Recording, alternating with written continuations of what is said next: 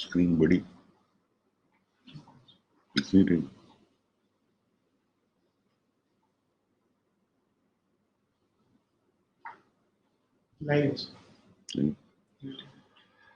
Good evening, everybody. First of all, I would like to thank Dr. Umesh Sharma, President IVA, and former President Veterinary Council of India, for having given me the opportunity to speak on today's topic, that is the formation of Indian Council of Veterinary Research, need of the hour. We as veterinarians had been associated with the agriculture since the time when we came into existence. At that time, a veterinarian was primarily involved with the treatment of the animals and to some extent give the managemental advice or advice with regard to the nutrition to be given to the animals. And that was basically the duty of a veterinarian. But as the time advanced, with the more and more inputs from the scientific community, with more and more modernization, there was a diversification of the veterinary profession. It was not only left limited to the role of veterinarian for the treatment of the animals, rather it became more and more useful for the mankind also.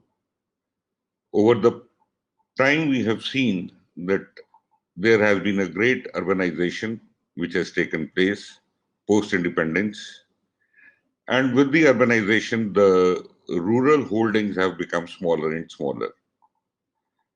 We had been clubbed with the agriculture for the simple reason that the animals were being kept only by the livestock owners or the farmers as a secondary source of income. But with the passage of time, the dairies, they started coming in. The people started establishing large dairy farms. The poultry farm came into existence, whereas initially the poultry farm was only the backyard modalities which were there for the poultry. But with the advent of large-scale poultry farms, establishment of the large dairy farms, the role of the veterinarian, it also multiplied.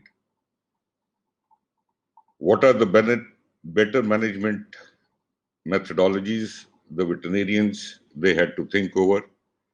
What are the best economics that can be worked out so that a dairy farmer is also having a good amount of profit, and also the produce of the milk to the farmer is also comprehensive. And during this course of time, we have seen that as far as the nutritional aspect of the animals is concerned, the environmental conditions of the country or the globe as a whole have also come into picture. As a veterinarian, we have to reduce the carbon footprint. We have to see how we can minimize the methane gas production. So that means we are not only confined to the livestock owners, but our role in the environment, our role for the urban people has also increased. So a veterinarian cannot be left only for the agriculture. We have seen that in vitro fertilization, a technique which is being used in the human beings, has now occupied a center stage.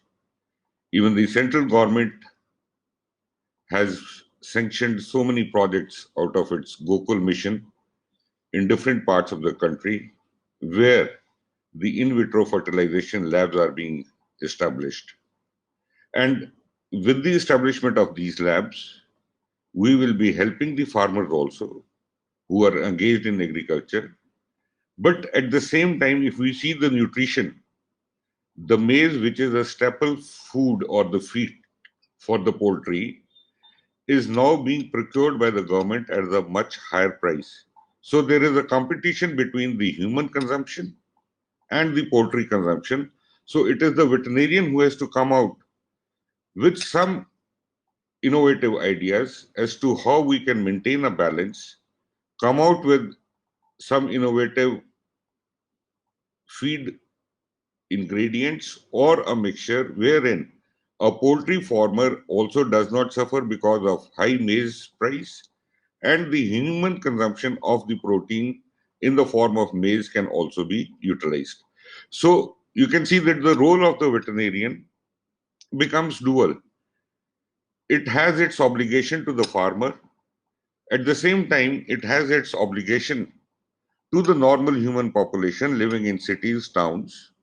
So a balance has to be maintained, and we cannot be sidelined only with the agriculture. Our role has diversified. See, with the advancement of science, we have seen that many diseases, as we see in COVID-19, many diseases are having a zoonotic value. That is from animals to human beings or from human beings to animals. So here, the concept of One Health program also comes in. And when we say One Health, that means a veterinarian is closely associated with the human health. At the same time, it is also concerned with the farmers who are having the livestock. So, because of the diversification of the responsibilities of a veterinarian, it is strongly felt that we must have our own council. We cannot be guided by the Indian Council of Agriculture Research only because of the fact that our duties are not primarily now confined to agriculture. We have diversified our role, wherein we are also concerned about the human health.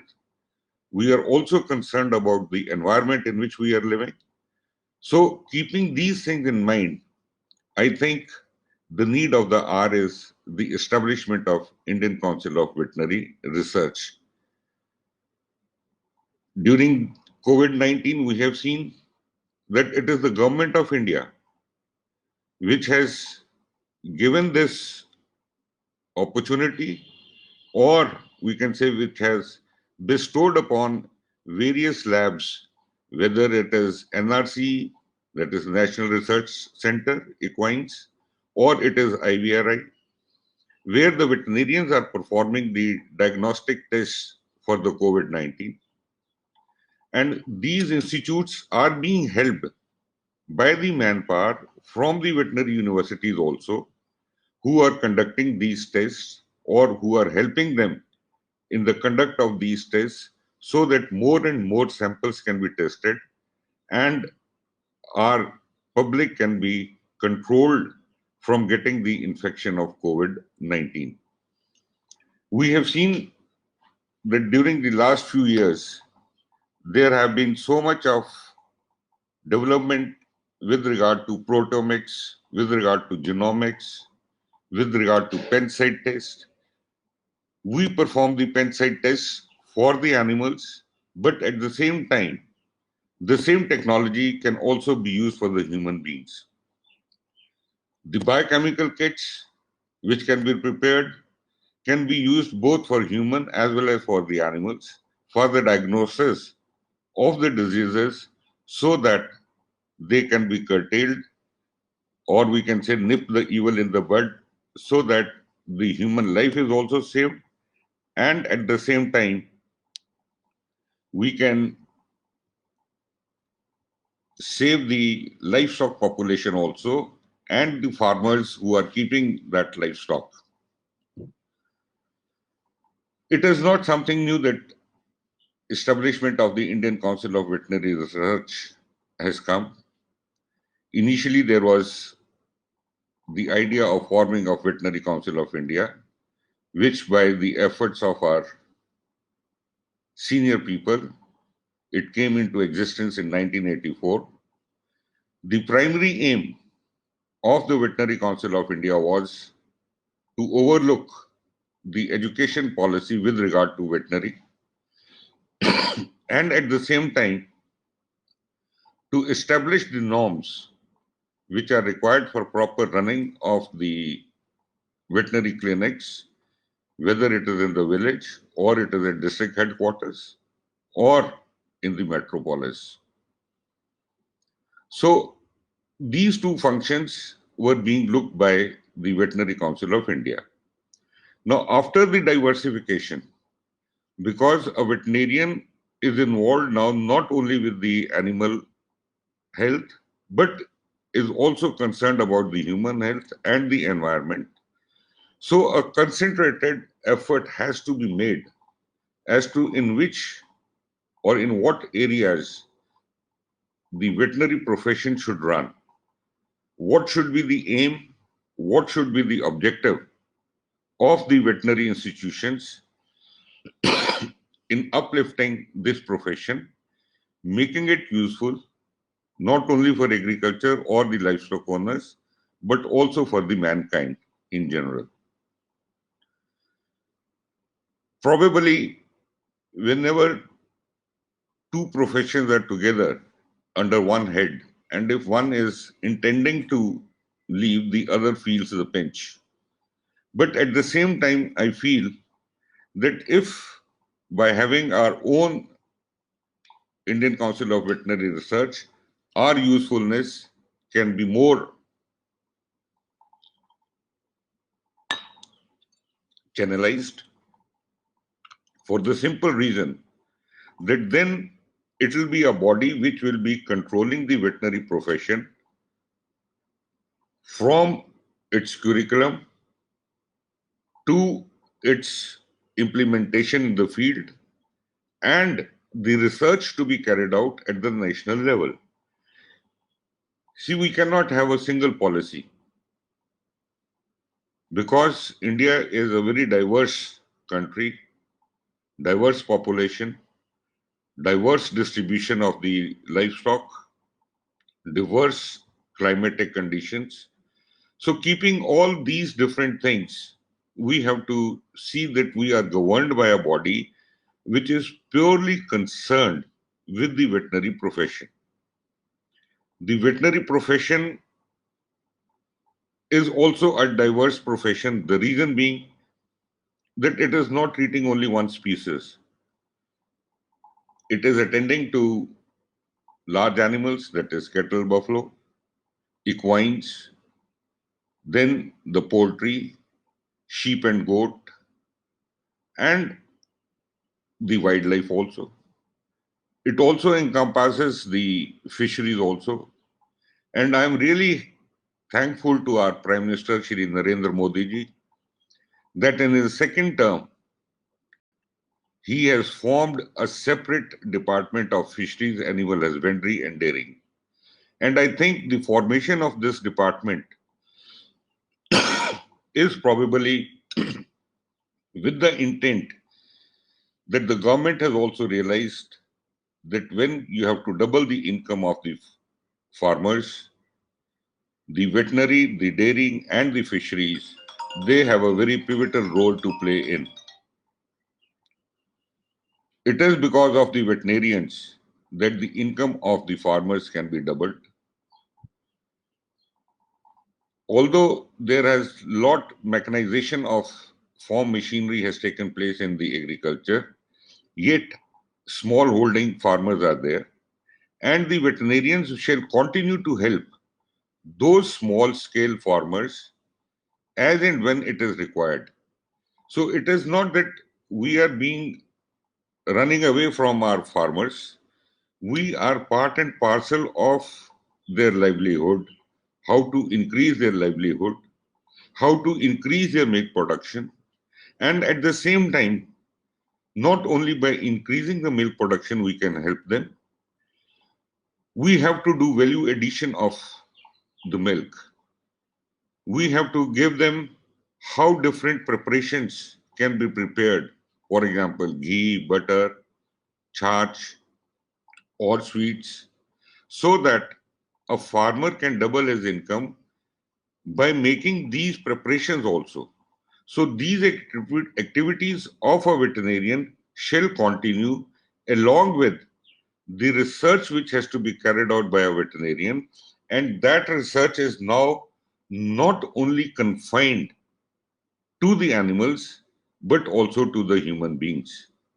When we say One Health program, we know that the diseases, 60 to 70% of the diseases, they have a zoonotic value. And when these zoonotic diseases occur, whether it is a epidemic or a pandemic, the concentrated efforts of the veterinarians and the medical profession is required. I know many veterinarians who in United States of America are at present working hard on developing the tests for the evaluation of this coronavirus in the human beings. And they are working with the medical facility in the various hospitals. And I feel proud to tell that one of my class fellows, Dr. Chintamani Lamichani, is there, who is there in America, and he is trying to develop this test so that within a limited period of time, a patient can be diagnosed whether it is having corona or not. Not that it is a doubtful test. It should be a confirmatory test. So in this way, we see that the veterinarian in the present day has a much bigger role to play. It is concerned about the animal health. It is concerned about the human health, and human health not only for diagnostic purposes, but also for the treatment purposes also. See, we have some apprehension about the ethno-veterinary practices.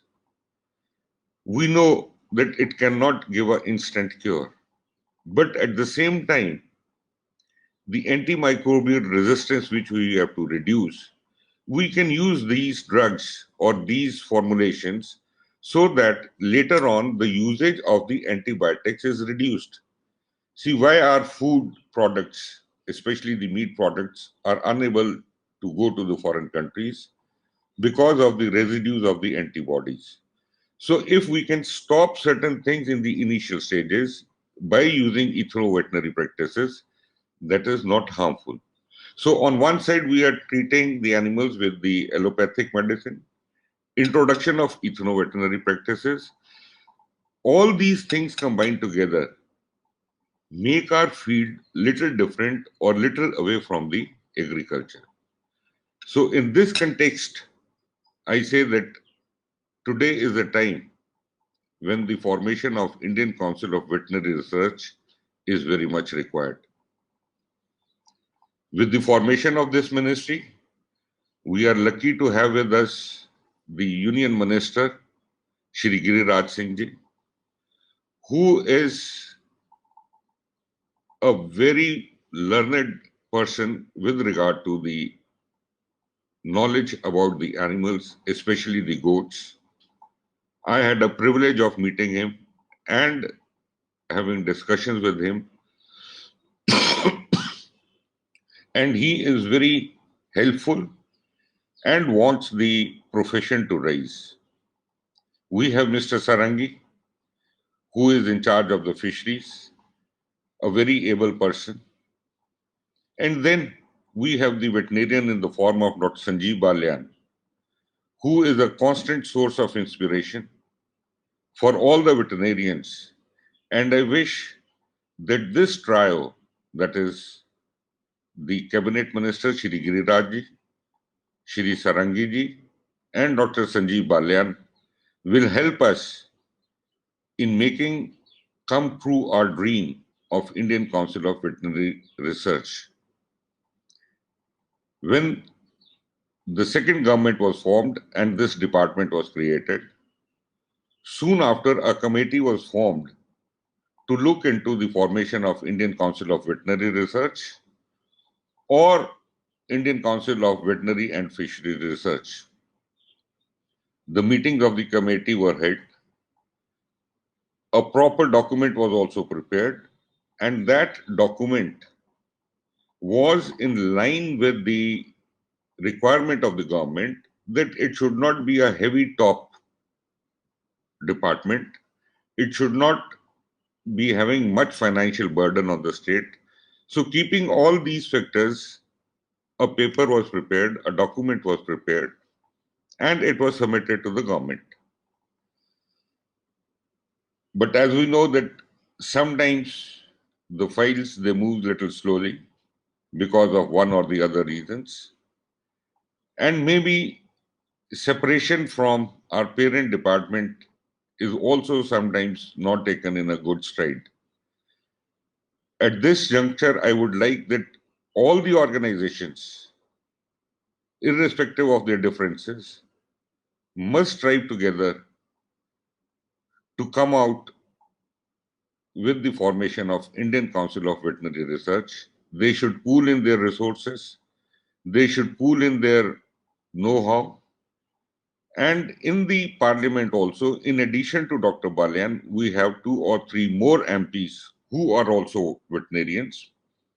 And leaving aside their party affiliations, I would request those veterinarians also to come forward and help us in formation of Indian Council of Veterinary Research.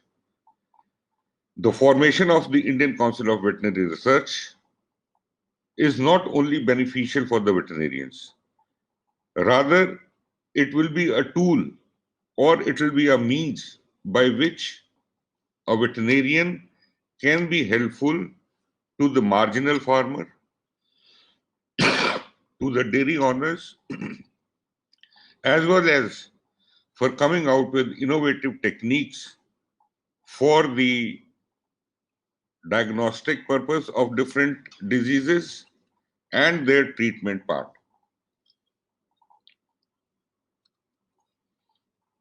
We in the veterinary institutions are not lacking in any facilities with regard to the equipment. Our labs are fully equipped. Our faculty is fully competent and highly educated. So these all factors will help in the improvement of not only the veterinary profession, but also it will help the livestock owners and it will help the human or the mankind also. And at the same time, as I told earlier, reducing out the carbon footprint, reducing the methane gas, a veterinarian will be contributing for the environment, for the proper environment of the planet also. So we don't want that our role should be limited only to a small sector, that is the livestock sector, and that also within the rural masses. In the larger cities, we see these days that the companion animals, the dogs and the cats, they are being kept because of the nuclear family. They have become companions of the human beings. So those companions have also to be looked into. And they're looking into is indirectly we are looking into the human population also. So keeping all these things in mind and taking the cognizance of the diversified usage of a veterinarian, which can be streamlined by a single agency which is heading this profession with regard to research, with regard to the formulation, or with regard to the planning, the Indian Council of Veterinary Research is the need of the hour. The idea of formation of Indian Council of Veterinary Research has not come now. Even in 1996-97, there was a committee, standing committee of agriculture, which was headed by Mr. Gangwar, who is the present minister in the government of India, and they had very clearly given their recommendation for the formation of Indian Council of Veterinary Research. Thereafter, in 1988-1999, again a committee was formed, a standing committee on agriculture, which also recommended, and the letter had gone to the Planning Commission. The Planning Commission also recommended that the Indian Council of Veterinary Research should be formed and the assets of ICR should be divided into Indian Council of Veterinary Research and Indian Council of Agriculture Research. And this council, Indian Council of Veterinary Research, shall have only one more person, that is the Director General, Indian Council of Veterinary Research. The remaining staff can be taken from the ICR and can be shifted under this Indian Council of Veterinary Research, meaning thereby that there will not be any big financial burden on the government of India. Once again, I would like to emphasize that formation of Indian Council of Veterinary Research shall not take us away from our counterpart, that is agriculture.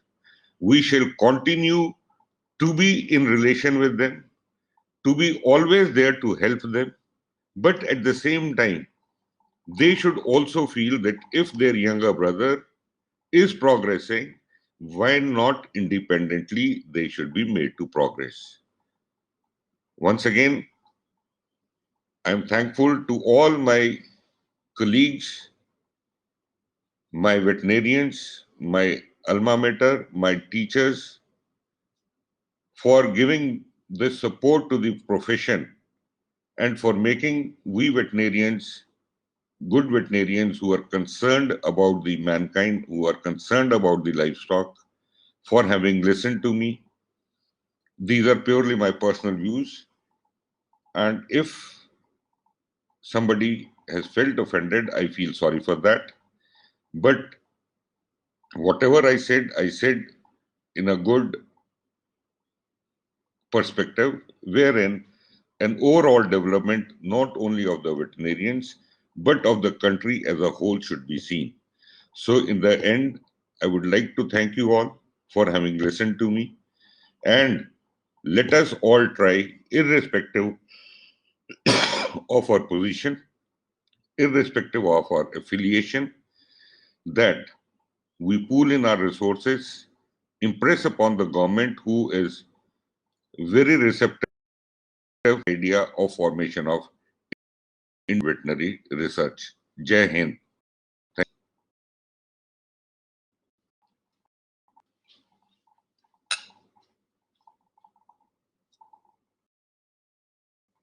you.